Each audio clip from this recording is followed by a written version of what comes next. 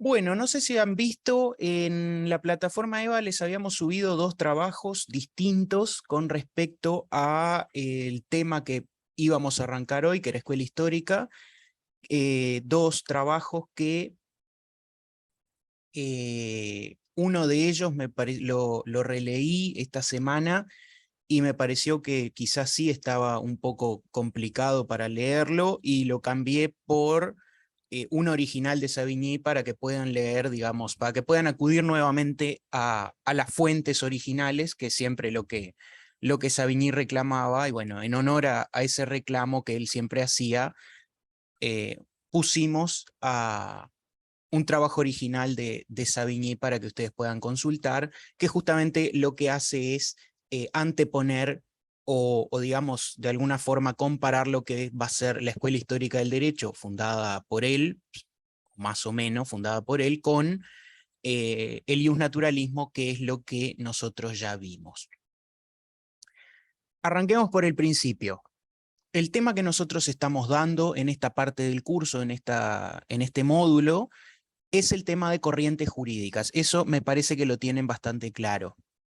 Lo que me gustaría dejar más claro aún es que el tema de corrientes jurídicas lo que tiene que ver o lo que busca contestar es esta pregunta, ¿no? En la plataforma EVA Techera. Lo subí ayer, creo. Ayer o antes, no, ayer. Eh, Igual después nos fijamos. Eh, Vuelvo. El tema que nosotros estamos viendo, o digamos, la pregunta que nosotros estamos buscando responder es esta que está acá, que ustedes ven en pantalla, ¿no? Es decir, la pregunta de ¿qué es el derecho? Todas las corrientes que nosotros ya vimos y las que nosotros vamos a ver a continuación tienen por objetivo contestar esta gran pregunta: ¿qué es el derecho? Si uno es naturalista, va a dar una respuesta sobre qué es el derecho. Si uno es afín a la escuela histórica, ya no existen más los historicistas, pasaron a la historia, digamos, pero si uno es afín o comparte algunas de sus ideas, va a dar una respuesta distinta. Si uno pertenece a la corriente realista, va a dar una respuesta distinta, y lo mismo si uno es positivista. Es decir, nosotros lo que estamos viendo ahora son diferentes corrientes, y cada una de estas corrientes tiene una respuesta distinta a la gran pregunta: ¿qué es el derecho? Entonces, se los aclaro ahora, porque después muchas veces uno estudia las corrientes y estudia, bueno, los realistas dicen esto, los positivistas dicen lo otro, pero a veces se pierde de foco esta gran idea de que la respuesta, lo que dicen es una respuesta a esta pregunta en definitiva: ¿qué es el derecho? Tengan esto siempre presente. Cuando ustedes lean un autor realista, cada cosa que él le está diciendo, se las está diciendo en busca de contestar esta gran pregunta. Se los digo porque a mí siempre me ha pasado. Yo, además de estar acá, soy aspirante en una materia de quinto. Los que hagan abogacía la tendrán, los que hacen notariado no la van a tener, que se llama Teoría General del Derecho, y siempre uno les preguntaba, cuando yo arranqué la aspirantía, me acuerdo que cuando las primeras mesas de exámenes que yo tenía, me decían, preguntale algo, y yo, digamos, fiel al sindicato estudiantil al que pertenecía en ese momento, trataba de hacerle las preguntas más fáciles, más sencillas, como para que las contestaran así, sin ningún problema. Y yo les preguntaba qué es el derecho, y me quedaban mirando así anonadados, y me decían, es un conjunto de reglas que los seres humanos se dan para vivir en sociedad. Y la respuesta está mal, ¿no? Pero después uno les preguntaba, bueno, ¿qué dice Hart? Y le contestaban, dice tal cosa. ¿Qué dicen los naturalistas? Dicen tal cosa, ¿no? Es decir, estudiaban sin tener presente que cada una de las corrientes jurídicas lo que buscaba era dar respuesta a esta pregunta. Algunos obviamente sí me decían, bueno, depende del autor. Si es positivista, el derecho es una cosa; si es naturalista, el derecho va a ser otra. Dicho eso, hay dos grandes formas de abordar este tema de las corrientes jurídicas. La primera es estudiar cada una de las corrientes en su extensión, ¿no? Es decir, todos los naturalistas, todos los positivistas, todos los historicistas, todos los realistas. Esa, perdón, esa forma de abordar el tema tiene sus ventajas en cuanto a que le da una cierta unidad a todo el contexto, ¿no? Es decir, uno estudia todos los autores y ve en qué se parecen y en qué difieren cada uno de ellos. No es el abordaje que vamos a hacer nosotros en este curso.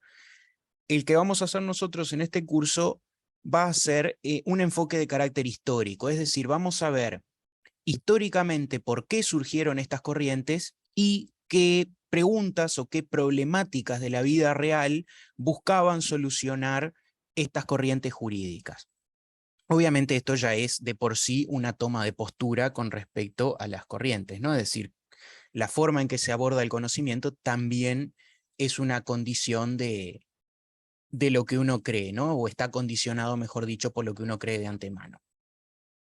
Así que, sin mucho más preámbulo, vamos a pasar a ver durante la clase de hoy lo que es el contexto histórico de las corrientes jurídicas, como dice ahí en la diapositiva, es decir, vamos a empezar a decir cómo estaba el mundo en el momento en que surgen estas corrientes jurídicas y cuáles son las problemáticas concretas que cada una de estas corrientes busca resolver. No sé si quedó más o menos claro esto, porque así ya arranco con lo demás. Si quedó claro, si todavía siguen conmigo, si ya se fueron. Sí, Sí quedó. sí, Está profe, sí. claro, sí. Estamos acá todavía. Perfecto, Sí, así claro. que 5 minutos me aguantan. Ya vamos tomándoles el tiempo a la resistencia.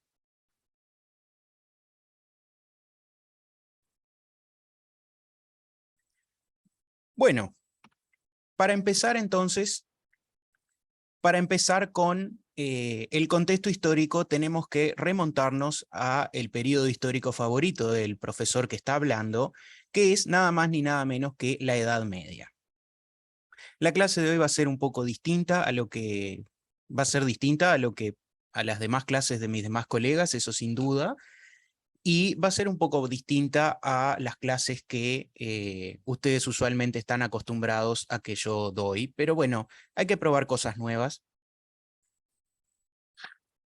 Algunas dan resultado, otras no, pero es importante ir innovando. Empezamos entonces en la Edad Media. ¿Por qué empezamos en la Edad Media? Ustedes se acuerdan, porque lo vieron en el curso de Historia del Derecho, los que cursaron con Carlos y conmigo, o con Claudia y conmigo, sé que lo dieron, y los demás supongo que también lo habrán dado. La Edad Media es ese periodo histórico que comienza en el 476 después de Cristo con la caída del Imperio Romano de Occidente, ¿no? Es decir, con la caída de Roma a manos de los bárbaros. Esa Edad Media se extiende hasta 1453, que es la caída del Imperio Romano de Oriente, es decir, el imperio también llamado el Imperio Bizantino, porque su capital estaba en Bizancio, también llamada Constantinopla. Todas esas son opciones de nombres válidos, ¿no? Y esta Edad Media va a ser un periodo digamos, de vacío de poder, o por lo menos al principio de la Edad Media va a estar caracterizada por un enorme vacío de poder. ¿Por qué un vacío de poder? Bueno, originariamente Roma era quien tenía el poder, ¿no? El Estado romano era la fuente del derecho, era quien administraba justicia, era quien administraba todos los territorios, cobraba impuestos, tenía ejércitos, la mar en coche, y digamos, cuando cae el Imperio Romano de Occidente, se genera en toda Europa, o por lo menos en todo el oeste europeo, el occidente europeo, se genera un vacío de poder. Y ese vacío de poder va a tratar de ser llenado durante todo este periodo histórico conocido como la Edad Media, ¿no? Es decir, la constante durante toda la Edad Media, durante todos estos 1000 años de la historia de la humanidad, es la intención de las personas de llenar un vacío de poder. ¿Cómo comienza a llenarse este vacío de poder? Bueno, comienza a llenarse a través de la creación, o intentar emular lo que había sido el Imperio Romano, ¿no? Es decir, tratar de recuperar la gloria de lo que había sido el Imperio Romano. tratar de hacer un nuevo imperio que lograra cubrir ese vacío. Spoiler alert, no funcionó, digamos, ¿no? Es decir, no hubo un éxito en esta misión, y lo que se creó fue en un primer momento el Imperio Carolingio, que luego se fue, ¿no? aquel famoso Carlomagno, que lo que hizo fue dividir su imperio y creó así una institución que ustedes conocen llamada el feudalismo. No lo mencionamos, pero ustedes ya lo saben, ya lo conocen porque lo vieron en el semestre pasado. La Edad Media se divide en dos subperíodos históricos. Por un lado, la Alta Edad Media, y por otro lado, la Baja Edad Media. La Alta Edad Media, que es el primer periodo que va desde la caída de Roma, 476, hasta más o menos el año 1000, está caracterizado por, bueno, ese vacío de poder y una creciente fragmentación política, económica, social, etcétera, etcétera, ¿no? Es una enorme fragmentación. Y el otro periodo, durante la Baja Edad Media, que es el siguiente, que va entre el siglo X más o menos, hasta 1453, va a ser un periodo caracterizado por unificaciones políticas, es decir, los reinos van unificándose y los reyes van adquiriendo cada vez más poder con respecto a los señores feudales. ¿Quiénes eran estos señores feudales? ¿O por qué son tan importantes para nosotros? ¿O por qué seguimos hablando de estos señores feudales aún el día de hoy? Básicamente eran, bueno, ustedes conocen el concepto de señores feudales, me imagino. Han oído la palabra, han oído el concepto y lo habrán visto en el liceo también, me imagino. Me imagino, no sé, me contestarán ustedes si sí o si no, para ver también. Sí, claro. Sí, sí, lo dimos. Sí, sí, lo dieron. Ya cada vez van contestando menos. Ahí vamos viendo que vamos perdiendo, digamos, el quórum. Ahí va, como dice Pérez, lo vieron en Historia del Derecho, como dice Belenda, eran los grandes propietarios de tierras, ¿no? Y grandes por decir una cosa, tampoco eran tan grandes propietarios de tierras. La idea de un señor feudal es una especie de el que gobierna en un determinado territorio que en realidad no es grande, es bastante pequeño en comparación con lo que son los grandes estados nacionales, ¿no? Es decir, un territorio pequeño que es gobernado por este hombre como si fuera digamos, la máxima autoridad dentro de ese territorio. ¿Y Eran por qué reyes en su tierra. ¿Cómo? ¿Cómo?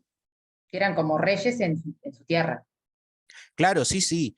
Y acá es donde marca la principal diferencia entre el concepto que todos tenemos del rey, ¿no? El concepto que nosotros tenemos cuando yo les pregunto qué es un rey, probablemente muchos de ustedes me digan un concepto más vinculado con el absolutismo, ¿no? Es decir, el rey es el que manda, es el que todo el mundo le obedece, es el que nadie lo cuestiona, pero el rey medieval no es un rey absoluto. El rey medieval justamente es un rey que gobierna a la par de los señores feudales, ¿no? Es decir, hay una atomización del poder durante la Edad Media. Sí, Graciani. Puede ser de que eran los reyes que tenían el parlamento, que era como una república. Así que hubo un rey de Inglaterra que era rey. Bueno, acá se nos coló un Robocop a la clase. No, al segundo que habló no se le escuchó lo que dijo, se ve que tiene el micrófono o la conexión a internet un poco inestable. O no sé, capaz que era Graciani que no llegó a terminar. No, yo directamente no pude hablar porque justo empezó a hablar la persona esa. Ah, bien, siga entonces, Graciani. En realidad lo que yo estaba preguntando si es de que en ese momento era cuando el rey gobernaba junto con lo que era la república, que estaba el rey con el parlamento. No, durante la Edad Media los reyes, si bien había algunas instituciones de carácter parlamentario, lo que son los estados generales en los reinos de Francia, lo que son las dietas en el Sacro Imperio, lo que son la dieta no la que empiezan los lunes, sino un sinónimo de parlamento, el parlamento inglés, el más famoso de todos, pero digamos, no habían parlamentos o no podían ser consideradas repúblicas durante este periodo histórico. Los reyes de la Edad Media son reyes que gobiernan, en teoría, gobiernan en forma absoluta y no hay poder sobre ellos. En la práctica son un señor feudal más, ¿no? Es decir, el concepto que en latín se llama el primus inter pares, el primero entre iguales, ¿no? Es decir, todos tienen más o menos el mismo poder, pero digamos el rey es como una especie de uno que sobresale entre los demás, pero no, digamos, hablar de república en esta época es un poco complicado, quizá los únicos ejemplos son las repúblicas del norte de Italia, pero no, digamos, no es la regla. No sé si contesté la pregunta con eso.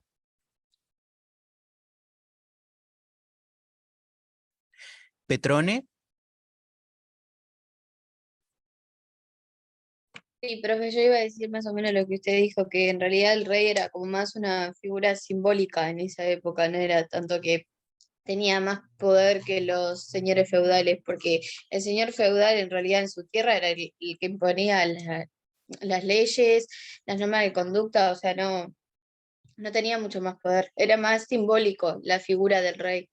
Exactamente lo que dijo usted, era como una especie de cuestión simbólica, de cargo simbólico. Igual yo prefiero ser rey aunque sea simbólico.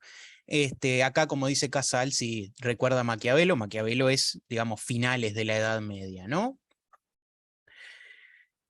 Y entonces, ¿por qué es importante la figura del señor feudal, decíamos, en esta etapa? Justamente porque lo que el señor feudal representa es el proceso de fragmentación en pequeños territorios donde hay un señor que gobierna como si fuera el rey, y un rey que, si bien gobierna todo un reino, tiene como decía Petrone, es un cargo más de carácter simbólico. Entonces, esta fragmentación territorial, política, va a afectar lo que es el ordenamiento jurídico, porque piensen ustedes que si en cada uno de estos territorios pequeños gobierna un señor feudal que no tiene que rendirle cuentas a nadie o que nadie puede exigirle nada, puede exigirle desde el punto de vista jurídico, pero vaya después a imponerle eso que usted le exige, del punto de vista práctico, del punto de vista de las cuestiones militares, etcétera, ¿no? Es decir, es muy difícil imponerle algo al señor feudal. Entonces esta fragmentación política que se va a dar en toda Europa va a afectar el ordenamiento jurídico. En cada uno de estos señoríos feudales distintos va a existir, ahí va, me gustó lo que dice, son dos personas, es como una especie como la Constitución de 1918, es bicéfalo, es Estrella Capote por un lado y Romina Sánchez por el otro. O no sé, ¿se llama así o? Sí, es porque estábamos juntos. Ah, perfecto. Bien, está bien. La idea de las reuniones por Zoom era evitar las aglomeraciones, pero veo que ustedes encontraron la forma de violentar la norma. No, pero fuera de broma. Me gustó esa frase del rey reina, pero no gobierna. Justamente esa es la idea, ¿no? Es decir, la Edad Media, esta fragmentación política va a terminar en una fragmentación jurídica, es decir, en cada uno de estos señoríos feudales va a existir un derecho distinto al que había en otro lugar. Y esto va a condicionar el desarrollo de Europa y esto va a condicionar lo que van a ser luego las corrientes jurídicas, porque esto va a constituir un problema central de lo que van a ser los siglos XIX y XX en cuanto a los ordenamientos jurídicos. En realidad, más que siglos XIX y XX, son siglos XIX, XVIII, XVII prácticamente. Es decir, la idea de cómo terminar con estos particularismos jurídicos de las distintas regiones que había en todo el continente europeo, ¿no? Es decir, si nosotros vimos que la Baja Edad Media se caracteriza por un proceso de unificación, la unificación jurídica va a ser el último gran escalón que va a dar la sociedad europea hacia las grandes unificaciones, ¿no? Primero va a ser la unificación política, luego va a ser la unificación militar, etcétera, etcétera, hasta llegar, la económica, hasta llegar a la jurídica, y vamos a ver nosotros cómo se llega a esta unificación jurídica. Pero no solamente había una fragmentación del punto de vista territorial o del punto de vista político, sino que también había una fragmentación del punto de vista social. ¿Qué quiero decir con esto? Y esto también lo vimos, me acuerdo que lo vimos el semestre pasado en Historia del Derecho. La sociedad europea medieval estaba sumamente diversificada en lo que era la cuestión de los estamentos o las clases sociales. Ustedes conocen los 3 estamentos más famosos, ¿no? Es decir, los de la Revolución Francesa, eso que dieron también en el liceo, la nobleza, el clero y el tercer estado, ¿no? Aquella especie de división tripartita de los estados generales franceses. ¿Qué significa esto de que la sociedad estaba dividida en base a estamentos? Significa que por un lado estaban la nobleza, que además se dividía en alta nobleza y baja nobleza, estaba el clero, que también se dividía en alto clero y bajo clero, y estaban los campesinos, los siervos de la gleba, los burgueses, dentro de los burgueses, aquellos que se dedicaban al comercio, aquellos que se dedicaban a un arte u oficio, etcétera, etcétera, etcétera. ¿Por qué es importante esto o por qué nos importa a nosotros en particular esto a la hora de abordar estos temas? Porque la idea de una fragmentación social, nos lleva también o también afecta al ordenamiento jurídico. ¿Por qué afecta al ordenamiento jurídico? Porque cada una de estas clases sociales, cada uno de estos estamentos va a tener un ordenamiento propio.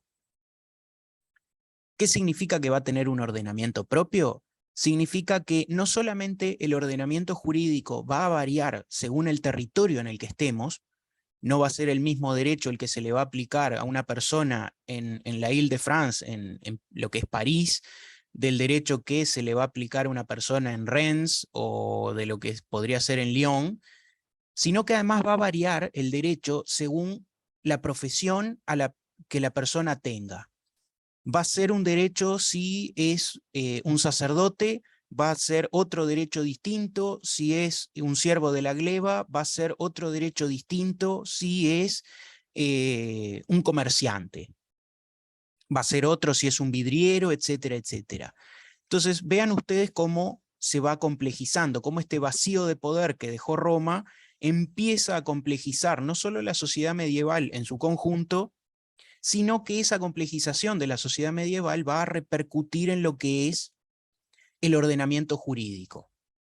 Y por eso es que nosotros decimos, y siempre estamos machacando en esa idea, que el ordenamiento jurídico medieval es sumamente fragmentado, sumamente fraccionado. ¿Por qué? Repetimos. Primero por el feudalismo, que lo fragmenta territorialmente, no es lo mismo el derecho en un lado que en otro. Luego por la separación social, no es lo mismo, aún dentro del mismo territorio, no es el mismo derecho el que se le aplica a un comerciante que el derecho que se le aplica a un noble, que el derecho que se le aplica a un siervo de la gleba.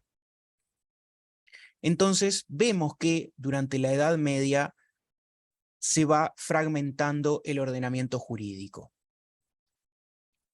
Y obviamente esto representa un enorme problema, porque si nosotros vimos que durante la Baja Edad Media lo que se busca es reunificar, o mejor dicho, unificar los estados o los reinos, ¿no? Ese proceso de que la nobleza vaya poco a poco perdiendo poder en favor del rey, en virtud del rey que lo va asumiendo, que lo va ganando, un derecho fragmentado no responde o no da solución a esa idea de unificación de los estados, ¿no? Es decir, si quiere uno unificar un reino, no puede reinar, valga la redundancia, no puede el monarca reinar sobre una vasta extensión de tierra donde en cada uno de los señoríos feudales existe un ordenamiento jurídico distinto, porque no tendría digamos, no tendría orden o no tendría coherencia el ordenamiento jurídico. Esa es la gran, eso es lo importante que nosotros tenemos que ver de la Edad Media. ¿Por qué les estoy diciendo todo esto? Que primero que nada, ustedes ya lo conocen, ya lo saben de el semestre pasado de Historia del Derecho, y probablemente también lo supieran del liceo, de antes, etc. ¿Por qué les estoy diciendo todo esto? Bueno, porque esto va a condicionar lo que va a ser el ordenamiento jurídico de los siglos, como les decía, 17, 18, 19, y va a dar lugar a una serie de corrientes, dos concretamente en lo que vamos a estudiar nosotros, que son el iusnaturalismo, sobre todo la variante racionalista, y la escuela histórica del derecho, que es la que vamos a ver la clase que viene.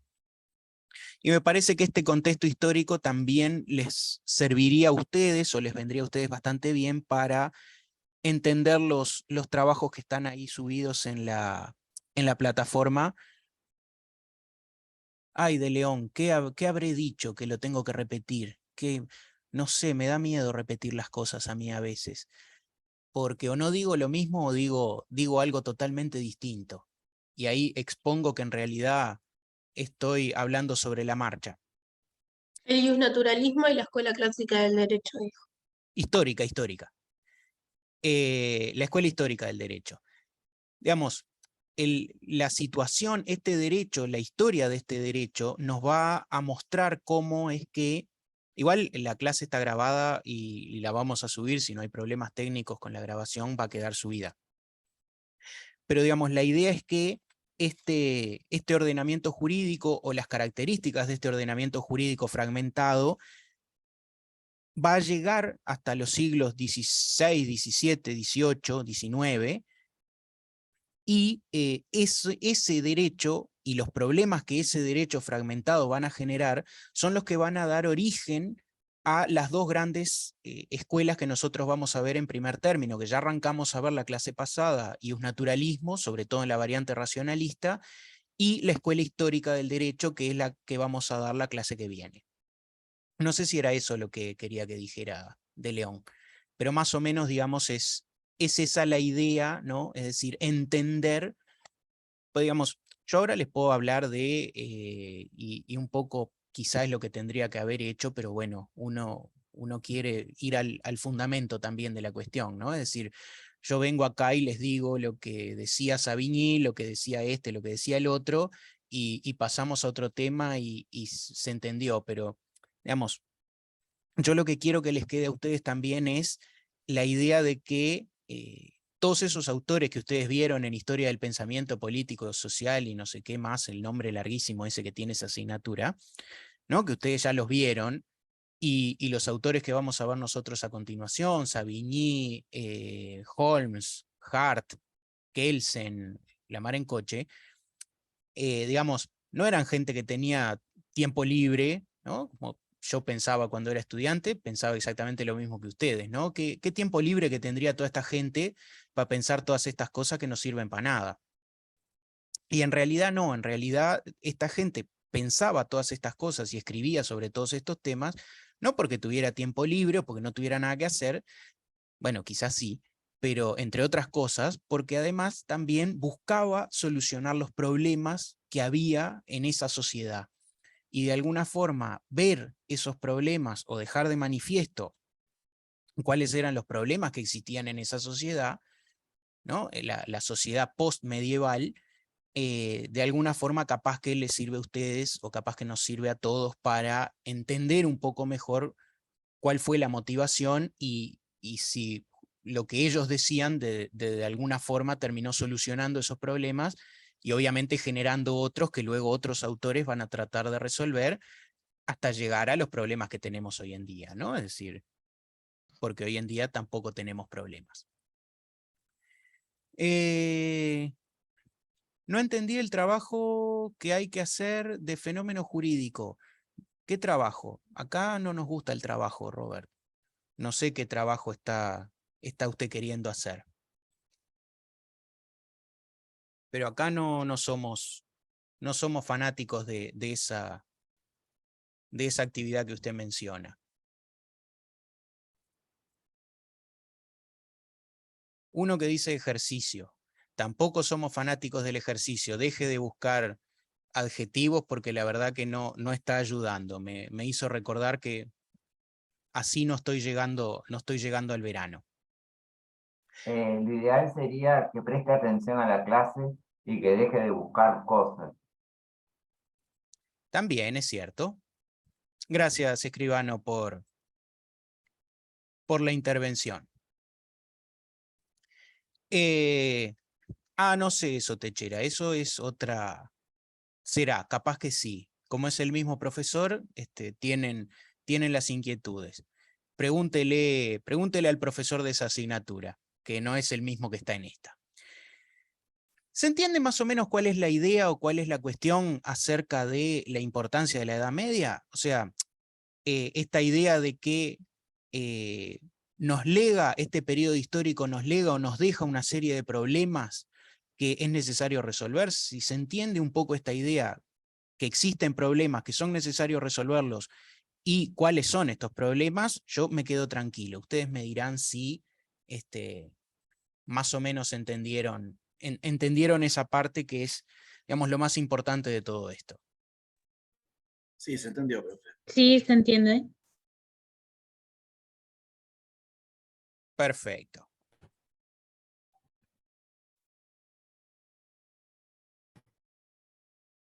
Tenía un meme que era... Lo voy a compartir en otra clase. Lo voy a reservar para otro momento. Yo hubiera puesto más GIF de Game of Thrones, pero estuvo bien igual. Yo hubiera puesto más a Timothy Chalamet, pero bueno, es una cuestión de gustos. Bueno, Casal. Qué bien usted. Qué bien usted lo que dijo. Al otro que hubo alguien que dijo algo que no lo escuché. Profe, que yo hubiera puesto más de Game of Thrones. Sí, no soy un verdadero fanático, debo confesar. No me diga eso, profesor. Sí, se lo digo, no soy fanático de las series.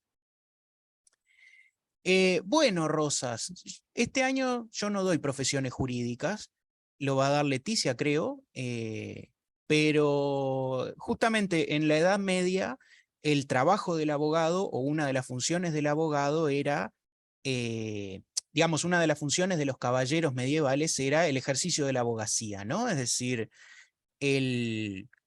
la solución de disputas entre particulares. Y estos caballeros medievales lo hacían porque eran los únicos que tenían el derecho a portar una espada y además los únicos que tenían el dinero para hacerlo, y justamente lo que hacían era resolverlo mediante un duelo, ¿no? La idea del duelo medieval era una forma de resolver los problemas jurídicos y era una forma que tenía su sustento en una sociedad que creía mucho en la religión, ¿no? Donde Dios era el centro de todo. Y justamente la idea de un duelo es poner a dos personas iguales a pelear entre ellas para que Dios, en definitiva, decida el destino, ¿no? Es decir, el que gana el duelo es el favorito de Dios. Y es el que tiene razón, evidentemente, por eso Dios lo elige. Y lo que hacían estos caballeros era batirse a duelo por un sueldo, ¿no? Cuando dos personas tenían un problema, podían contratar un caballero para que fuera y le diera un sablazo en la nuca a otro. Digamos, esa idea de la profesión de la abogacía es la que me parece que subsiste hasta el día de hoy, en que la mayoría de la gente en realidad no quiere contratar un abogado sino un sicario, pero como es ilegal, terminan contratando un abogado. Pero digamos, la idea era un poco esa, y los caballeros medievales ejercían algo parecido a lo que podría ser la abogacía, ¿no? Es decir, se batían a duelo por dinero para ganar el juicio. Y digamos, a veces uno tiene la sensación de que la gente busca esa clase de profesionales, ¿no? El abogado que le complica la vida a la gente más que otra cosa.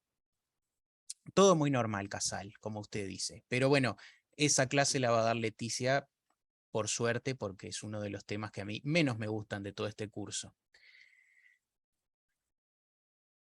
¿Quedó claro entonces Edad Media? Pasamos a lo que es el Renacimiento, que ustedes también lo conocen, también conocen lo que va a ser la modernidad, luego también lo vimos en Historia del Derecho, también lo vieron en el liceo, y entramos en este otro periodo histórico que es el Renacimiento, es decir, lo que viene después de la Edad Media, ¿no? Acá vemos lo que nos han vendido un poco del Renacimiento. Todo lo que nosotros conocemos de la Edad Media o lo que nosotros, los prejuicios que nosotros tenemos sobre la Edad Media vienen un poco de esta época, del Renacimiento, ¿no? El Renacimiento como una especie de lugar maravilloso, palacios iluminados, todo muy limpio, todo muy lindo, bailes, ¿no? Con gente distinguida, etcétera, etcétera. Y toda esta situación, toda esta parafernalia del Renacimiento, en contraposición a una Edad Media que era un periodo oscuro, un periodo sucio, un periodo de atraso, de estancamiento, ¿no? Es esa idea que un poco tenemos todos de la Edad Media. Acá los que pedían más escenas de Game of Thrones, acá tienen, les estamos dando el gusto. Ahí va, como dice Fernández, palacios, banquetes, y bueno, lo que agrega al final de muy poca higiene es un agregado que va a venir después de la Revolución Francesa. ¿No? Pero un poco el Renacimiento es esa idea que nos quiere vender de una Edad Media de atraso. Que no es tan así de ninguna manera, pero bueno, es una defensa que yo hago de la Edad Media porque a mí me gusta. Ustedes pueden creer lo que quieran. Por ejemplo, el escribano Cabral no está de acuerdo conmigo y él considera que la Edad Media es un periodo de oscuridad prácticamente, de que no habían pagado la luz. ¿No? Y esta etapa que viene después, que va a ser el Renacimiento, que va a ser la modernidad, está caracterizada por, digamos, el abandono del teocentrismo, ¿no? Esa sociedad medieval que veía en Dios el centro de todas las cosas, ¿no? La vida en la tierra como una especie de cuestión previa antes de el más allá, ¿no? Antes del infierno, antes del purgatorio, antes del cielo, lo que fuera, y digamos, la idea de Dios como central en todo. ¿Qué es lo que va a de alguna forma ocupar ese lugar? Va a ser el teocentrismo, ¿no? Es decir, el antropocentrismo, perdón. Bien, Vidal, esa la vio, bien. Va a ser la idea del antropocentrismo, es decir, el hombre en el centro de todas las cosas, el hombre como preocupación principal de todas las cosas. Bueno, quizá cuando, ya que Casal y Vidal y Capote y Sánchez conocen todas estas obras, capaz que a todos estos trabajos de literatura les dedicamos un pequeño espacio cuando hablemos de Escuela Histórica del Derecho, que está muy vinculado con todo lo que es la literatura, y sobre todo esta literatura, digamos, de cuentos de hadas, como se le llama, o cuentos infantiles. Gracias, Cambre. Lo mismo digo. ¿No? Es decir, esta etapa de, digamos, de renacimiento, ¿no? Ya los mismos nombres de alguna forma también nos dan a entender las posiciones que se tienen sobre las cosas, ¿no? Es decir, la antigüedad clásica es un nombre lindo, ¿no? Es un nombre que vende, ¿no? El renacimiento, el renacer, el redescubrir los viejos valores que eran tan buenos y tan la mar en coche. Y la Edad Media, es decir, ese periodo que está en el medio entre la Edad Antigua o la Antigüedad Clásica y el Renacimiento, es decir, lo que está en el medio, el miércoles de la historia, como algo que no tiene ningún valor, como algo que no sumó nada. Es decir, el Renacimiento es mucho más importante, mucho más lindo, mucho más interesante de estudiar.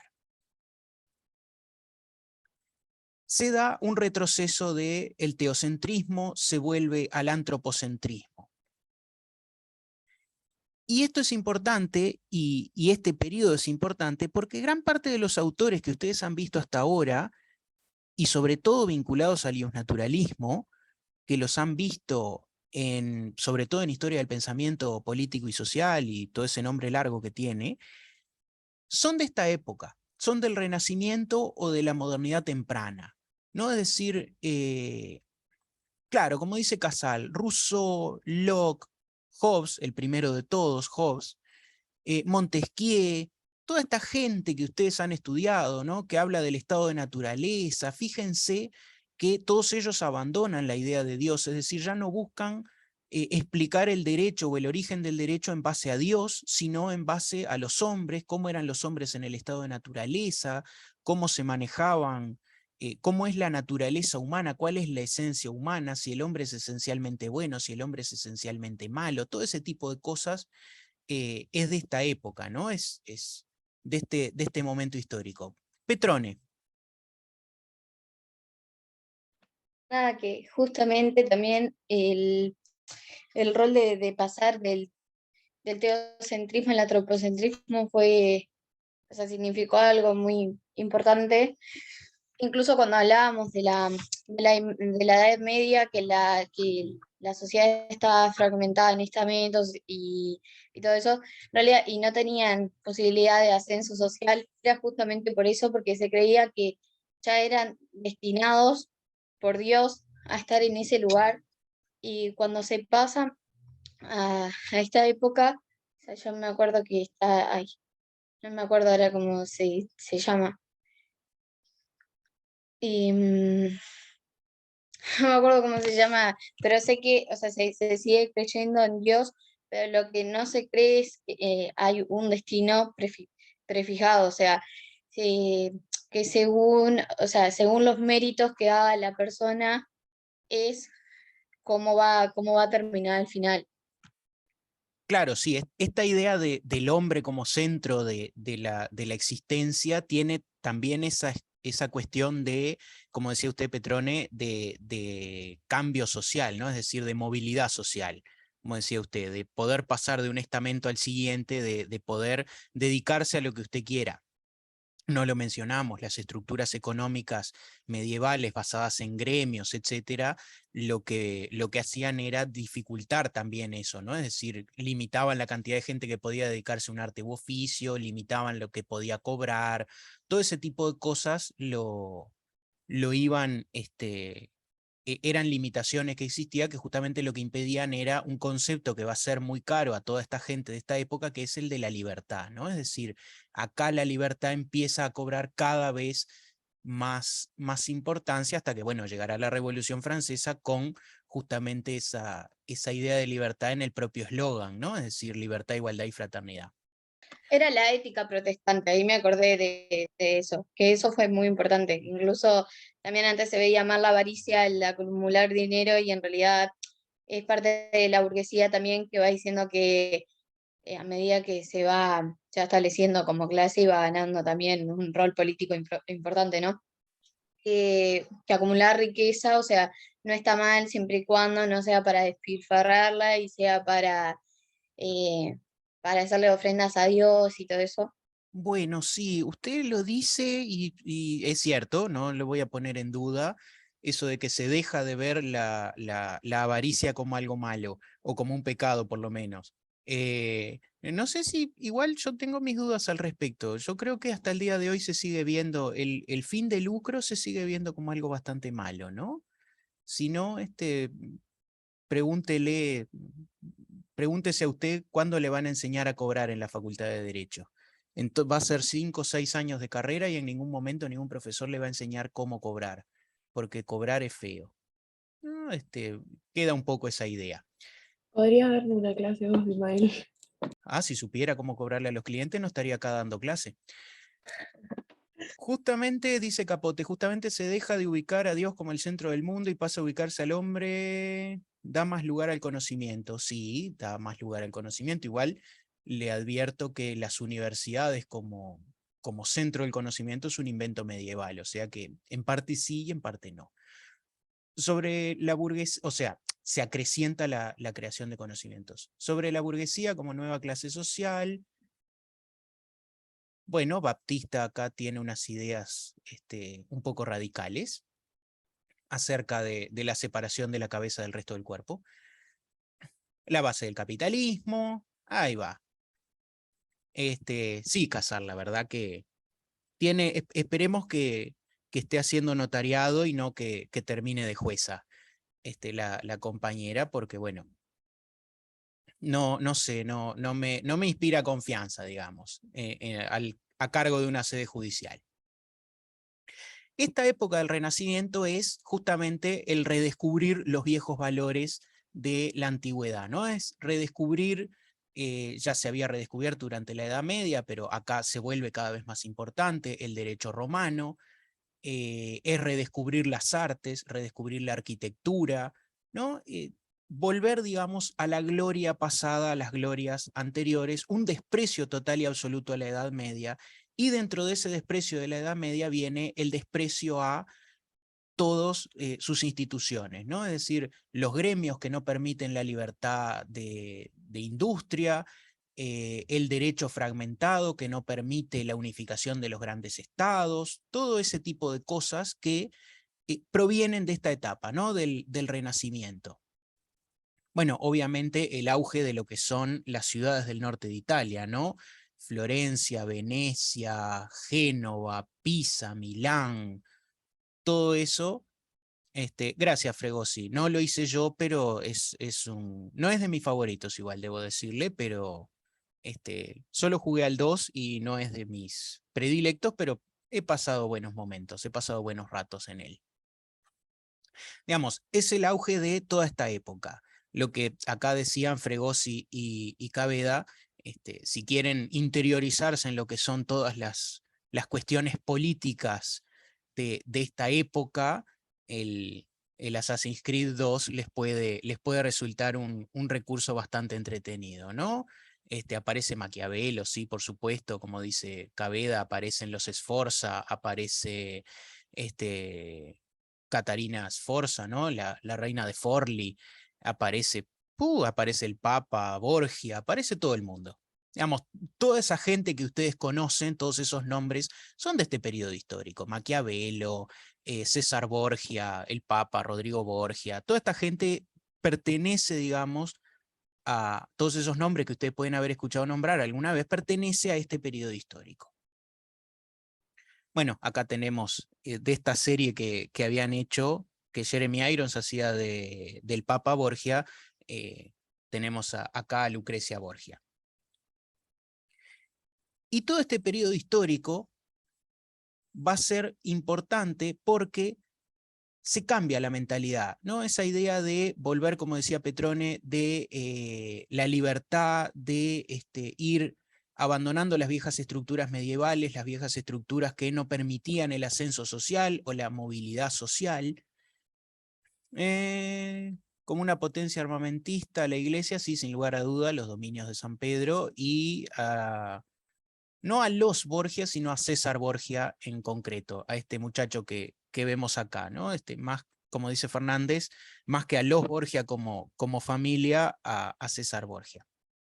Vamos, ustedes vieron a Maquiavelo en el semestre pasado, así que nada de lo que yo les diga acá va a ser innovador para ustedes. Pero esta idea de el hombre como centro, el hombre libre, el hombre que se dedica a la actividad mercantil, el hombre que acumula riquezas y que va a ir cambiando un viejo paradigma. En la Edad Media, el que tiene poder político es el noble, el que tiene poder político es el rey. Durante el Renacimiento y la modernidad, van a seguir siendo los reyes quienes tienen poder político, pero los nobles van a tener cada vez menos. ¿Por qué van a tener cada vez menos? Porque el rey va a tener cada vez más. Y el rey va a tener cada vez más porque se va a ir convirtiendo lentamente en un rey absoluto. ¿Cómo llega a eso de convertirse en un rey absoluto? A través de la unificación de los grandes estados, de los grandes reinos. Francia, Inglaterra, Alemania o el Sacro Imperio. La unificación de Italia va a venir en el siglo XIX, segunda mitad. ¿No? La unificación, bueno, las Rusias, la misma España, ¿no? Es decir, el proceso de unificación de la península hispánica bajo una misma corona es también de esta época, todo lo que es el proceso de la Reconquista.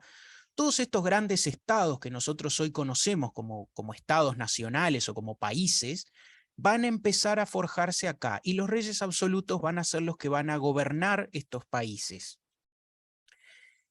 Y todo esto va a ir llevando a la necesidad de unificar los ordenamientos jurídicos. Es decir, primero se unifica políticamente, es decir, la nobleza pierde poder, el monarca absoluto adquiere todo el poder, va a venir la unificación económica, la única moneda válida en un reino va a ser la emitida por el monarca, las cuentas públicas van a ser llevadas por el monarca absoluto, ¿no? Aquel ministro, famoso ministro de Luis XIV, Colbert, y sus políticas de mercantilismo, ¿no? Todo ese tipo de cosas que ustedes han visto en historia van a empezar a venir en este periodo. Y la última gran unificación, la que se va a dar en último término, va a ser la unificación jurídica, es decir, la unificación del derecho, que antes estaba disperso, como habíamos visto al principio de la clase, estaba disperso en dos categorías distintas, territorialmente, por señoríos feudales, y según las clases sociales a las que se perteneciera, ¿no? Es decir, esas dos grandes diferencias eran las que fragmentaban el derecho. Y a partir de aquí se intenta o se va proponiendo la unificación de los ordenamientos jurídicos. Bueno, obviamente la primera unificación, o sea, no es que tienen un orden, se van dando todas simultáneamente, pero podríamos decir que es la política o la militar, ¿no? Es decir, que vayan perdiendo poderío los señores feudales o los nobles, los integrantes de la nobleza, que pasan a ser un cero a la izquierda. ¿Y quiénes van a ir aumentando su poder? O su poder no político, pero sí económico. ¿Quiénes van a ser? Los mercaderes. Los mercaderes van a tener dinero, van a tener poderío económico, pero no van a tener poderío político.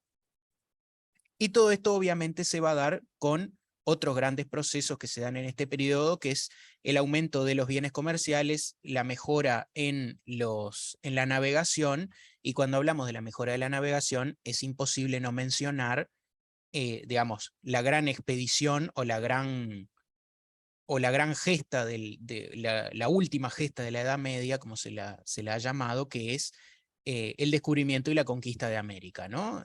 de las Américas, ¿no? También pertenece en parte a este periodo histórico, ¿no? Colón llega a América en 1492 y ahí empieza todo lo que es este periodo también, que además se lo llama la primera globalización, ¿no? Es decir, la expansión de Europa hacia el resto o de la visión de Europa hacia el resto del mundo.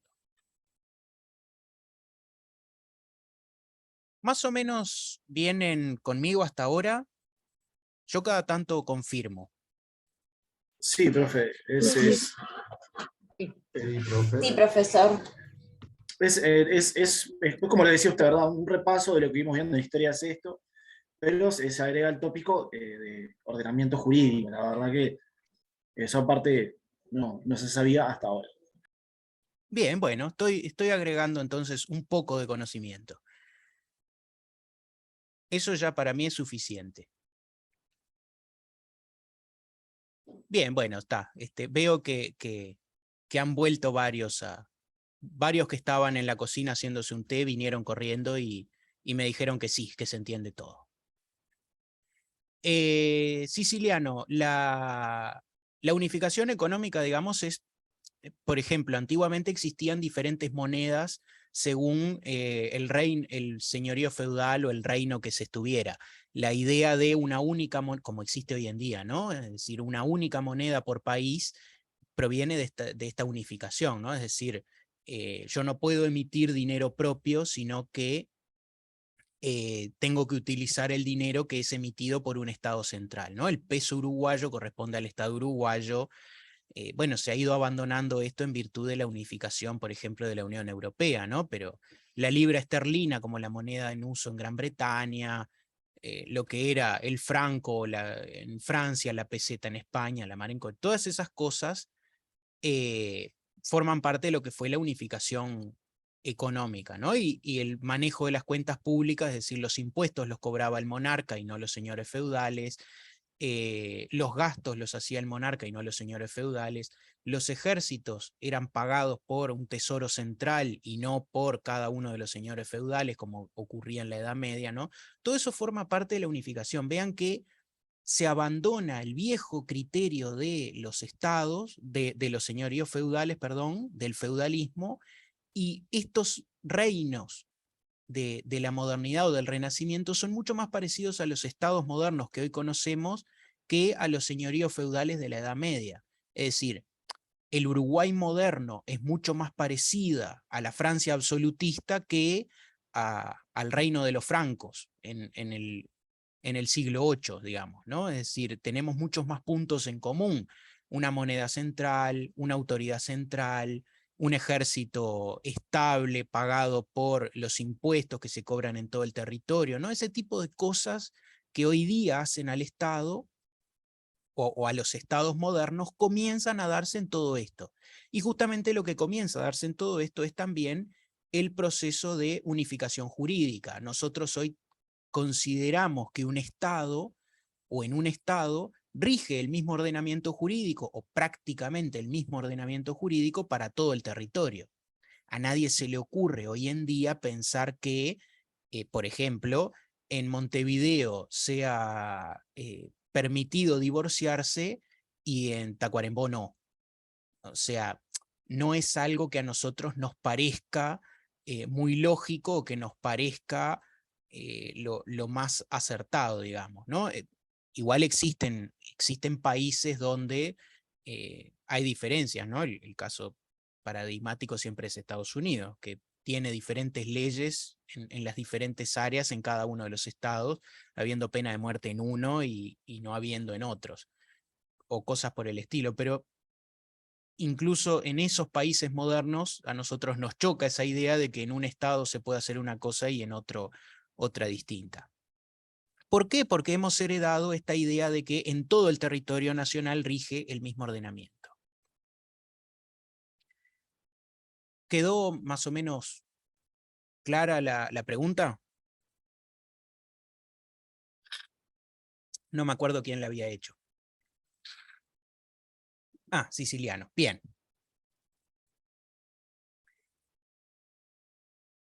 Bueno, acá también de esta época pueden ver la literatura, también son los Tres Mosqueteros, ¿no? Y de esta época también son esta gente. ¿Quién sabe de quién estoy hablando? Pero por favor, Ni siquiera tendría que ser una pregunta eso, bro. No sé quién lo dijo, pero le sorprendería la cantidad de gente que no ha visto estas películas. Nosotros ya peinamos canas, me parece. Una falta de respeto, me parecería no haber visto esto. La vi en el cine de la primera, profe, Totalmente de acuerdo. Con eso le digo todo. Bien, bien. Veo que los que peinamos canas, por El lo Pirata menos... del Caribe. Claro, sí, por lo menos entre los que hablamos somos mayoría los que peinamos cana acá. No sé si la con juventud... 29 no se peina canas. Bueno, yo sí. Así que no me diga que no. Y con Alguna 27 que otra. tampoco, Lo mató, profe. No sé, están hablando todos al mismo tiempo. Bueno, Silvera la vio, bien. Qué feo eso. Bueno, Mesano ya tiene aplazado el curso, ya puede ir preparando el examen. Profe, que usted sea un ancianito mayor no quiere decir que todos lo seamos. Bueno, usted ya también, usted se aprovecha que yo no los veo Pero usted dice que peinamos canas, yo no tengo canas y tengo apenas 27. Ah, bueno, usted es un afortunado o se tiñe. O peinan canas o se les cae el pelo. Acá no hay grises. También, no, a mí por suerte esa no me está afectando todavía, pero ya llegaremos. Sí, Pintos, acá empezamos a mandar examen a todos. Mire qué bien, cómo. No se preocupe, Sosa, la juventud va por dentro. Bien, veo que veo que veo que todos comparten esto. Bueno, esta película, ¿no? Ya que ahora Jack Sparrow, o mejor dicho, Johnny Depp está de moda y todos hablamos de Johnny Depp y todos hablamos de que ahora va a ser de Luis XV, ¿no? También de digamos, cuando hablamos de periodo histórico hablamos de como más o menos 3, 4 siglos, ¿no? Es decir, es quizá un poco avaricioso hablar de periodo histórico cuando hablamos de tantos años, pero digamos, toda esta etapa, ¿no? Ahora les decía, Johnny Depp va a ser de Luis XV, también es más o menos en estos años, pero digamos, esta es la época de la expansión hacia América, esta es la época de los piratas. ¿Y quiénes eran los malos en las dos siguientes, ya que todos las vieron? ¿Quiénes eran los malos de Piratas del Caribe? La Armada Inglesa. La corona. No, los dos están equivocados. No la vieron la película. O vieron una distinta. Los bárbaros. No. El capitán Barbosa era el malo, no podía ser, profe, era un pirata. No, el capitán Barbosa es un ídolo. ¿Cómo no va a ser era malo? malo. Era aquel pirata que era un calamar. David Jones, No. profe. Ese ya es de la tercera, no es de la segunda. Pero hay una organización, no sé si es internacional, si no me equivoco, que tiene unas siglas conocidas que andan atrás de ellos también. Bueno, acá Graña también se está buscando perder. No sé quién dijo el último comentario. ¿Quién fue que lo dijo? Yo. ¿Quién es yo? Diga su Plada. apellido. No sé si le sabe. Plada. Plada. Como bien dice Plada, ¿quiénes eran los malos de Piratas del Caribe? La Compañía de las Indias Orientales. No era ni la Armada Española, ni la Armada Británica, ni la Corona de Inglaterra, ni ninguna entidad pública estatal. ¿Quiénes eran Gracias, Sosa. ¿Quiénes eran los malos en la película de Piratas del Caribe? ¿Quiénes eran los buenos, los piratas, los delincuentes? ¿Y quiénes eran los malos? Los que nosotros consideraríamos hoy los buenos, los que iban por la senda de la legalidad, digamos. La Compañía de las Indias Orientales. ¿Qué era la Compañía de las Indias Orientales? Era una compañía privada fundada por los holandeses que lo que hacía era financiar el expansionismo europeo, ¿no? Es decir, comerciaban, aseguraban los mares y traían bienes desde el lejano oriente hacia Europa. Es decir, en esta etapa histórica es el surgimiento de las grandes compañías internacionales. Lo que hoy, si hoy existe Nestlé y Johnson, es porque en algún momento existió la Compañía de las Indias Orientales. Sí, seguimos en Renacimiento, Techera.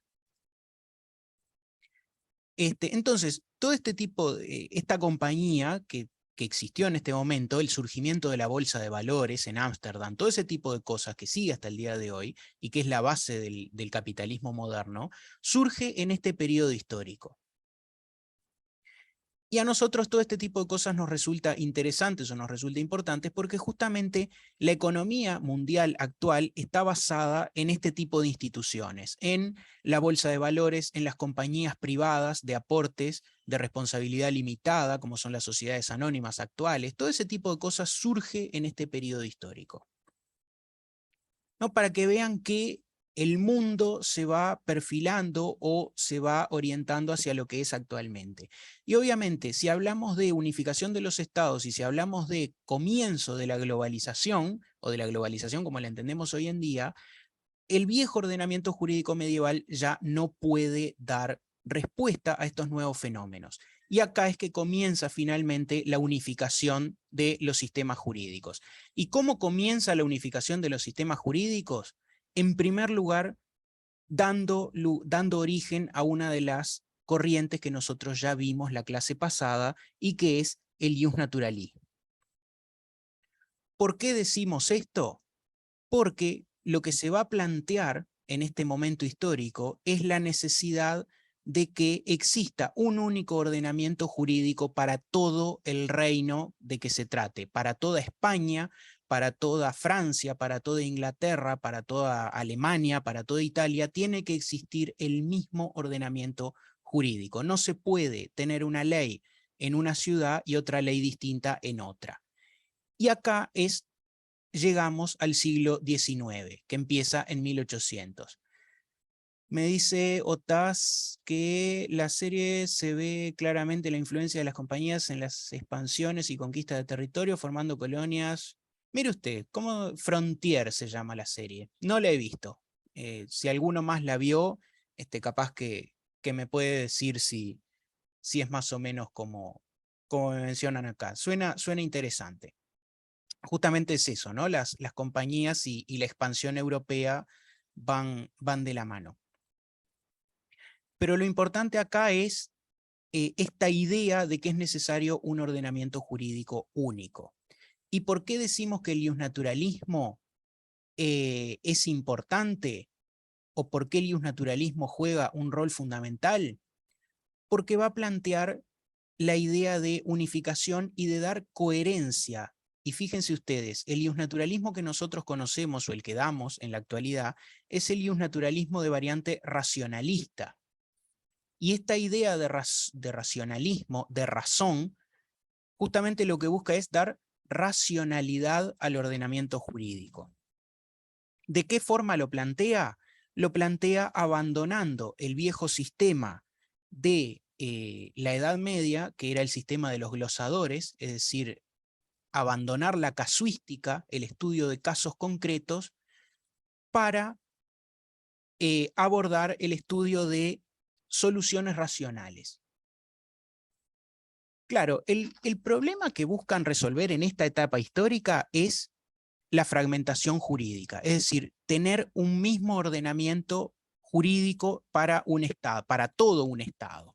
Ese es el problema que buscan resolver.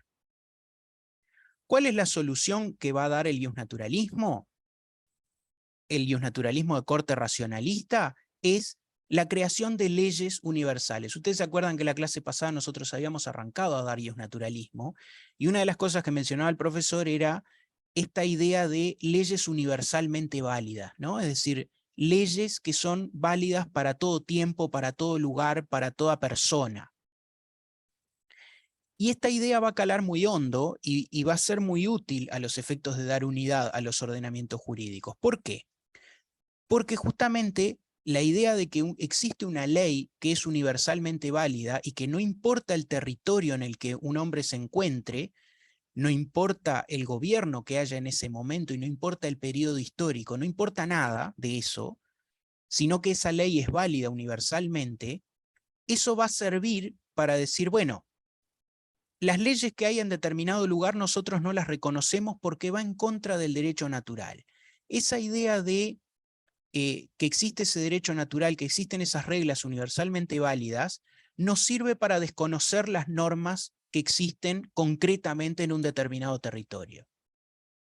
Ejemplo, si yo soy el rey de Francia o el rey de España y digo que, no sé, el rey tiene derecho a cobrar impuestos porque tal cosa, y eso es un derecho natural, es una regla universalmente válida que sirve para todos los lugares, entonces Aragón no me va a poder decir, no, acá no se cobran los impuestos.